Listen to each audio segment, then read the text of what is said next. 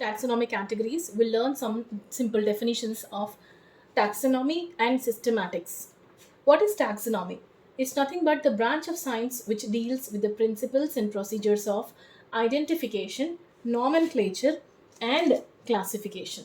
So, here what we are talking about, the identification, nomenclature, and classification. How we are identifying a particular organism, and then how we are naming them, and then after naming them, where they are classified and how they are classified, that branch of science which we are calling it as taxonomy. Taxa in this sense, different categories of different levels. The next come here is the systematics. Systematics is the branch of science that deals with the different kinds of organisms, right? And their comparative and evolutionary relationships among them. Like what is the relation of one organism to the other organism, that we are talking in the science, that is systematics. This systematics word was taken from the Latin word that is systema. Systema, which means the systematic arrangement of organisms. Like how they are arranging. This systematic arrangement of organisms is based on the scope of systematics, that is nothing but identification, nomenclature, and classification. That is, systematics is related with the taxonomy here, right? That is, systematics is related with the taxonomy, wherein it is identifying, nomenclature, and then classifying, and then again giving a particular or systematic arrangement of organism. Now this systematic word was used by Linnaeus for the first time in his title, that is Systema Naturae.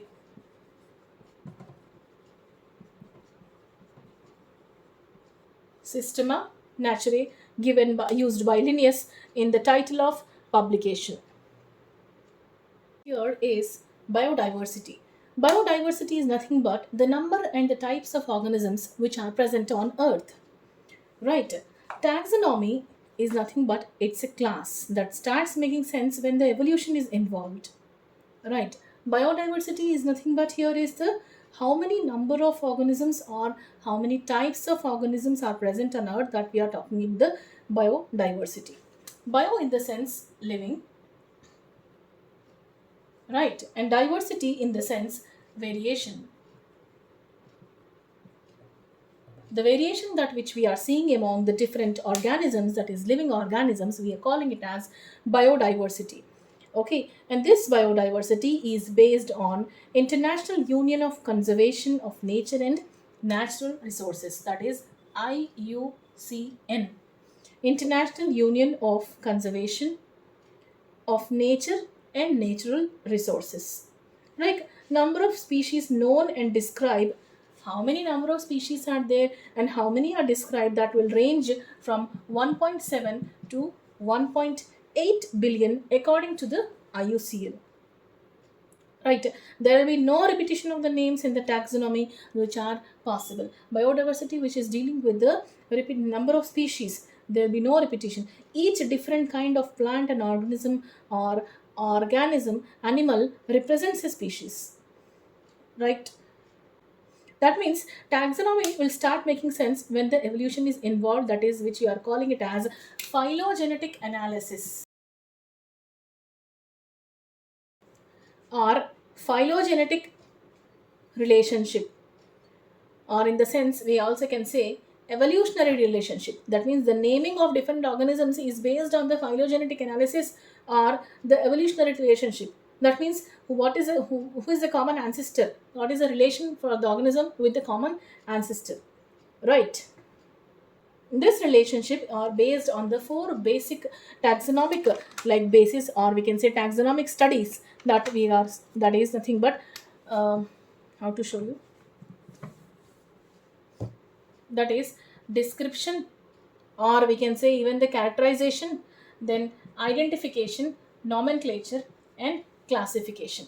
Easily you can remember here DINC, DINC, that is D is for description or characterization, right? I is for identification, like with previous info or with the phylogenetic analysis, what the organism is. Okay, then nomenclature, after identifying easily we can name the organism. Then next last comes here is the classification. Now, description being the first one, but it is not the scientific step here. The first taxonomic step we can consider here is only the identification. Right. Identification in the sense, once we are identifying the organism, definitely will nomenclature. Providing a or nomenclature, that is nothing but giving a scientific name to a identified organism. So nomenclature is nothing but it's providing a scientific name to an identified organism. Now it is possible only when the organism is described accurately or like correctly. So how the organism is identified, then it can be identified to determine whether a collected organism is entirely new or already known. Then only we can identify the organism, and after identifying we can easily give in a scientific name to that organism. Clear? Now there are certain basic rules for the nomenclature, for giving the nomenclature. Like we are having for the botanical terms, we are following the rule for ICBN, International Code of Botanical Nomenclature.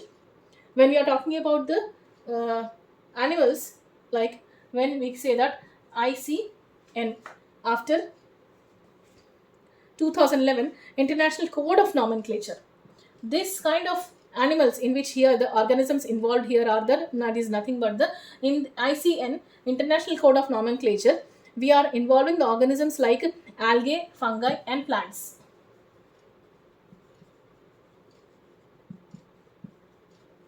International Code of Nomenclature. Right. When we are talking about the animals, then definitely we'll involve the ICZN. ICZN, International Code of Zoological Nomenclature. Now there are two more terms where the nomenclature follows the codes, like ICNB, International Code of Nomenclature of Bacteria, where I can write here ICNB, International Code of Nomenclature of Bacteria. Now when we are talking about the cultivated plants, where we are cultivating the different plants, then we say that ICNCP, International Code of Nomenclature for cultivated plants, ICNCP. Right. Now ICBN is nothing but the International Code of Botanical Nomenclature, which we are referring for the botany. Right. Example, take about brinjal. Okay, the scientific name for the brinjal is Solanum melangona. Okay, now given by ICBN is Solanum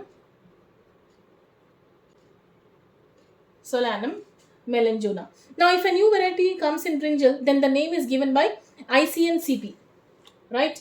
ICNCP. Which one? ICNCP is nothing but International Code of Nomenclature for Cultivated Plants. Now the common brinjal name is Solanum melangona, which is given by the ICBN, International Code of Botanical Nomenclature.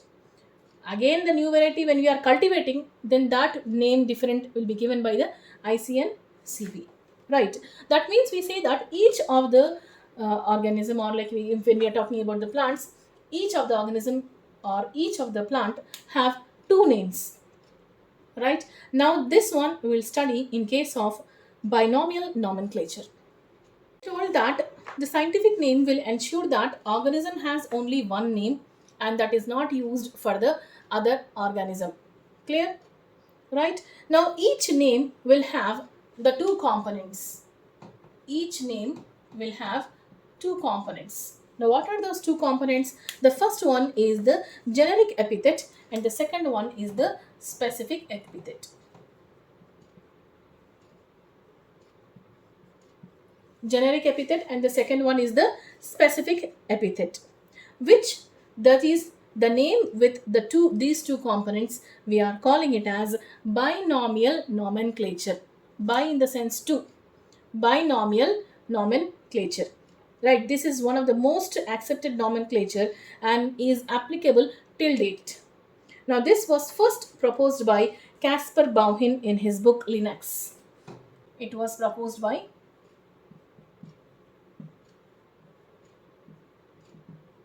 Caspar Bauhin in his book, that is Linux, that is in 1623. Okay, then next came is Carolus Linnaeus in the year 1751. described the principles of binomial nomenclature in his book Philosophica Botanica.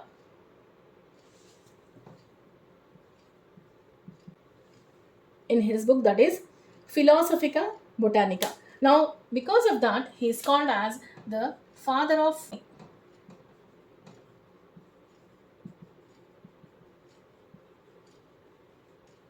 Okay, right.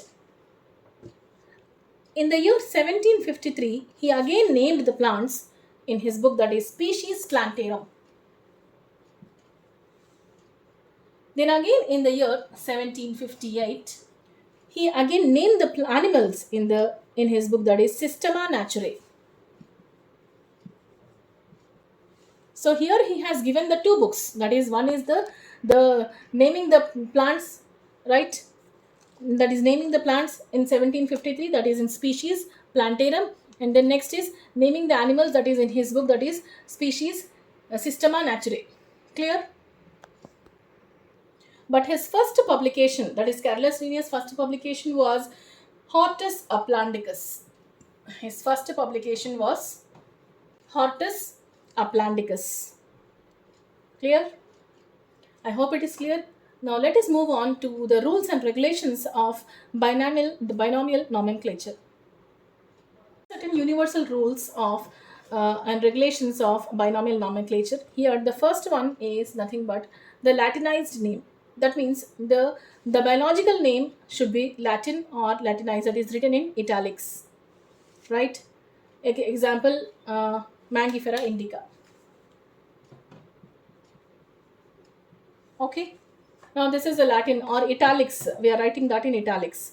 The second one is the two words or the two components are nothing but the genus and the species. Now genus will tell us about the classification. Here we are having example easily. Mangifera indica, the genus. In this one, Mangifera is the genus and indica is the species. Okay, will tell us about the classification, Mangifera, and indica is nothing but the specific epithet, will tell us about the species. Now the first word in a biological name, this one, that is Mangifera, represents the genus. Now third one, genus always should have the uppercase. Now how I have written here, it should always starts with a capital letter, and the specific epithet should always start with a, that is lowercase. The genus should always start with a capital letter and the species should always start with a small letter. Right. Now as I told, they should always be printed in italics. Now when we are writing that in handwritten, both the words are separately underlined. Both the words are separately underlined. Next, the author's name. Now when we are talking about the genus and then the species name, even the author's name is also included in some rules that is containing of three things. That means the binomial nature contains of not only two things but the three things including the author's name. Right? Like example, Mangifera indica Linn. Okay, Mangifera indica Linn, that is not in italics. That will indicate that the species like indica, okay, was first described by Linnaeus, the scientist who is the Linnaeus. In some cases, that is only given L here. Mangifera indica L. L in the sense Linnaeus. That is the author's name is also considered in some rules. Now the last rule is nothing but the principle of priority. Now that principle of priority is that means the name that was correctly published was given priority here. Like majority of times what will happen, if two different scientists have given the two different names to the same plant, right? Example, Mangifera indica given by Linnaeus. Like two different scientists have given the same different names to the same plant or the same organisms, and that too in different times. The priority will be given to the one who has published the first, right? Like example, Naja, the two names. Like, okay, example we have in case of zoology, okay, Naja, this is the priority that is given to the names that is given here. These type of names we are calling it as tautonyms, but these tautonyms are not allowed in case of botany. Only we are talking only about the principle of priority, where who has published it first, then only that name will considered here for the author's name. Right. Now, apart from this binomial nomenclature, which is given by Carolus Linnaeus, there is one more, that is trinomial nomenclature given by Lamarck.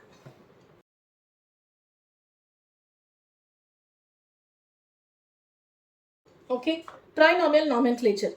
That means here it comes the genus, species, and one more is subspecies. That means a different variety name. When the like Solana melagina has got again different species, as I told, then again Mangifera indica also has got different species. Then again species will have one more subspecies. Since it is impossible to study all the living organisms, it is then again we are again classifying them. I hope this is clear till the binomial nomenclature. We'll proceed to the classification in the next class, inshallah. By then, thank you so much.